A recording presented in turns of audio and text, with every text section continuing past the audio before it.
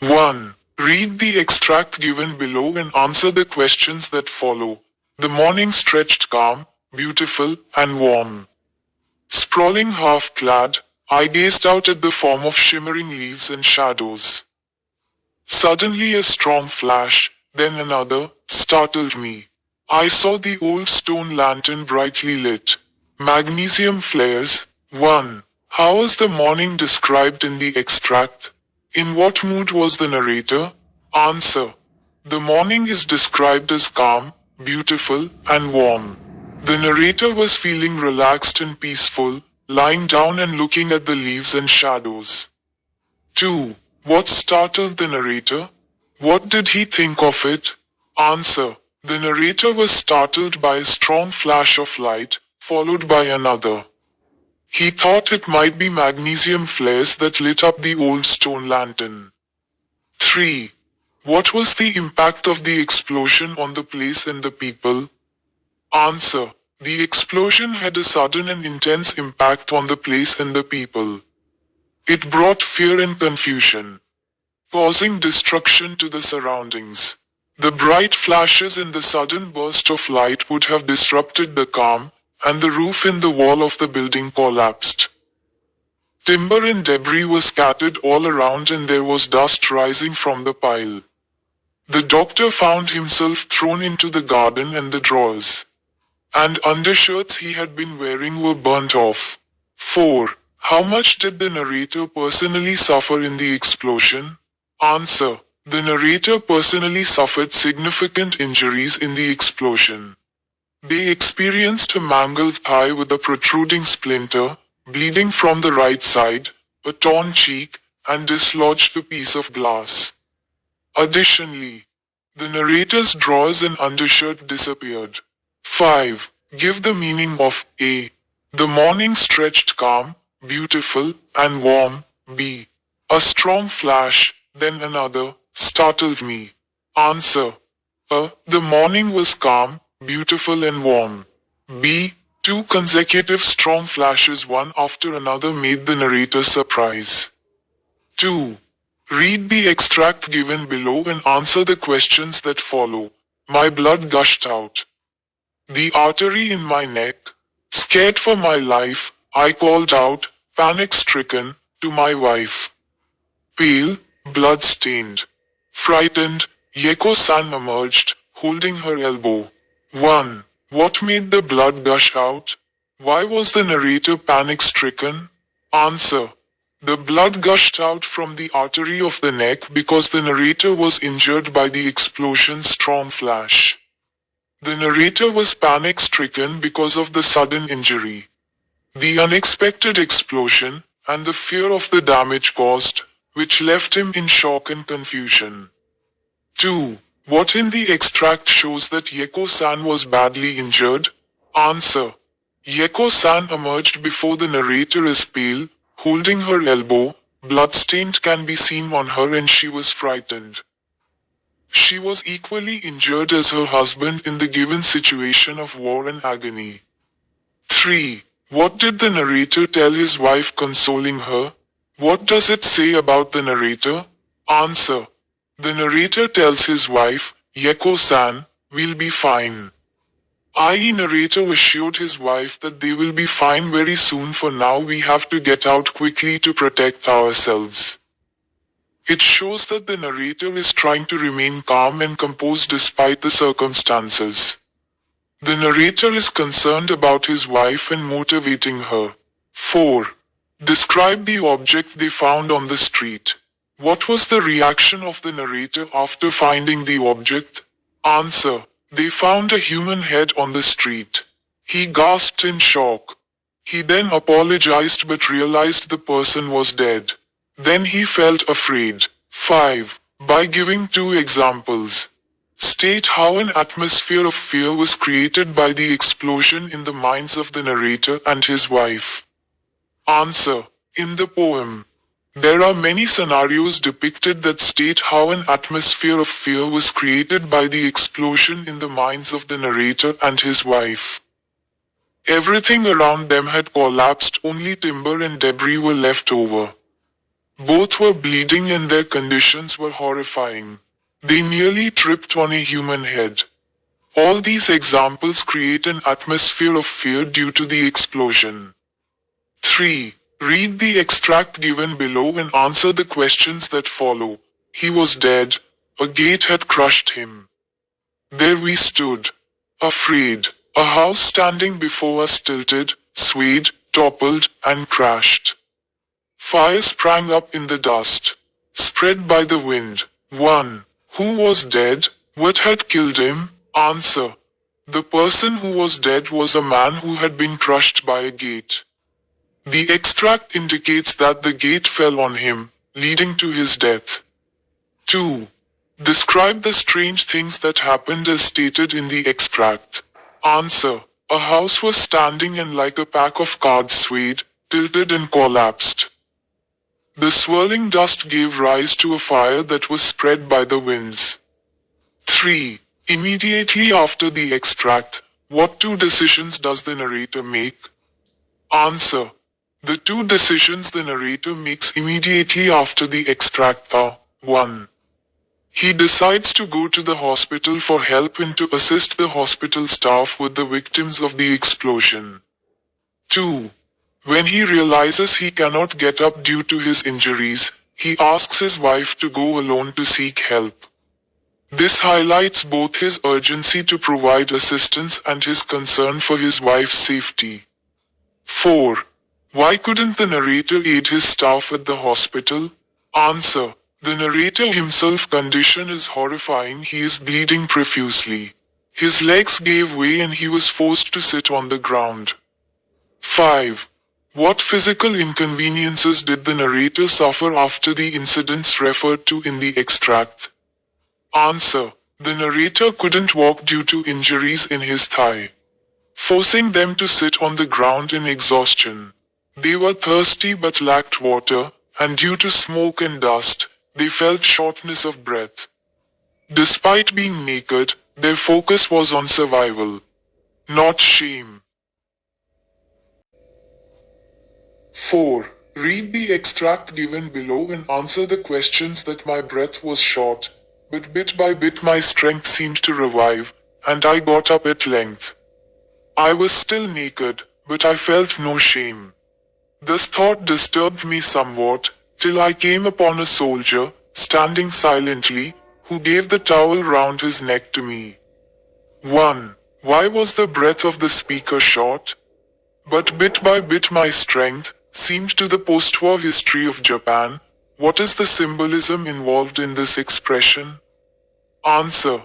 The speaker's breath was short due to the physically badly injured and bleeding profusely. Walking in order to get help makes them tired, therefore they feel exhausted. The phrase, bit by bit my strength seemed to revive, symbolizes the gradual recovery from despair and devastation, reflecting the broader post-war history of Japan. It suggests resilience and the slow rebuilding of life and hope in the aftermath of destruction. As both the speaker and the nation begin to regain their strength and move forward despite the overwhelming challenges they face. 2. The narrator was conscious that he was naked. Who helped him? How did the offer help the narrator to have self-confidence? Answer. The narrator was helped by a soldier who offered him a towel that he had around his neck. This act of kindness helped restore the narrator's self-confidence by providing him with a sense of dignity and protection.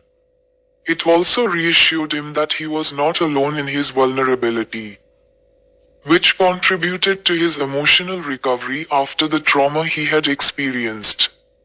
3. Why did he send Yeko-san alone to the hospital? How did he justify his decision to let his wife go alone to the hospital? Answer.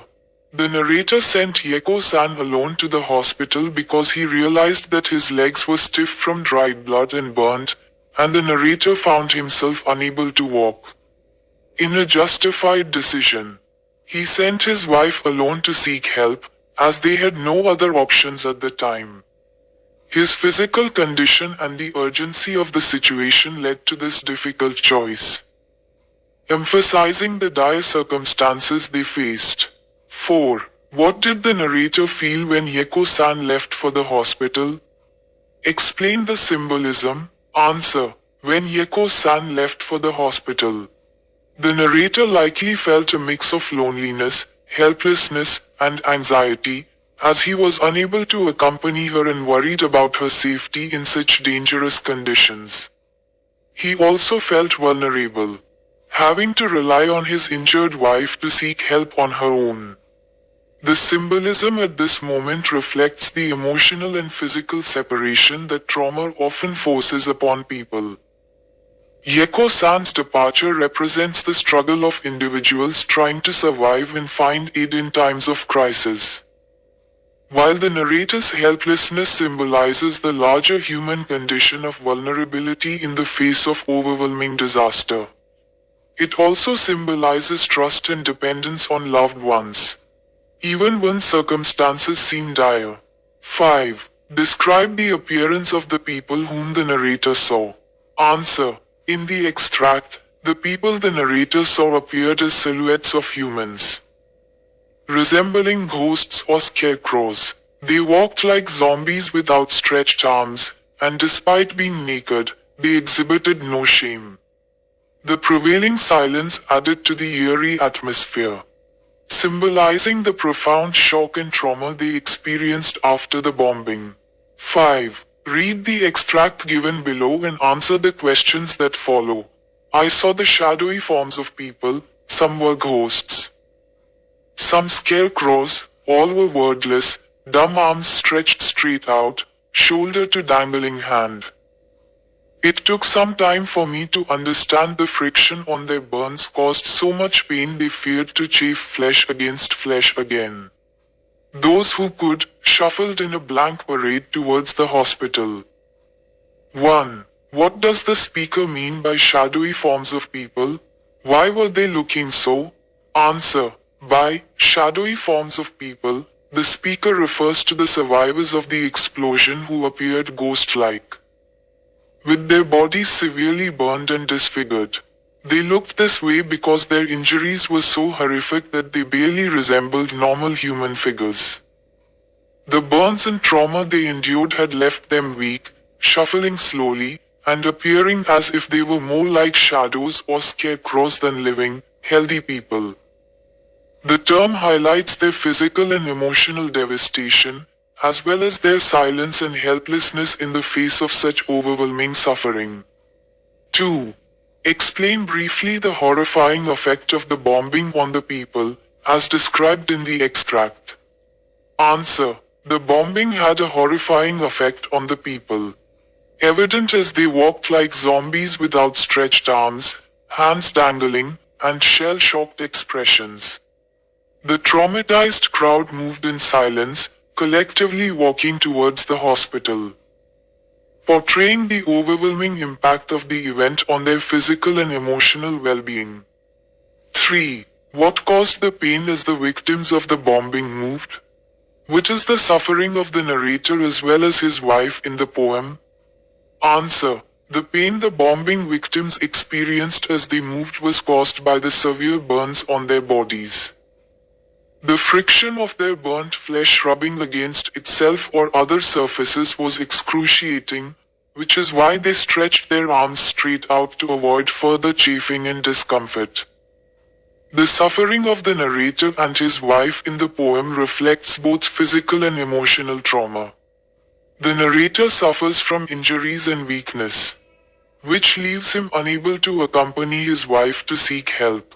His wife, Yeko-san, is also injured, and despite her own pain, she has to go alone to the hospital for aid.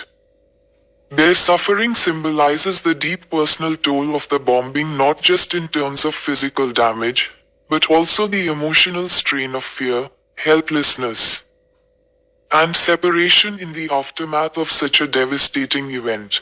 4. Give the meaning of the following. A. Feared to chafe flesh against flesh again. B. Shuffled in a blank parade. Answer. A.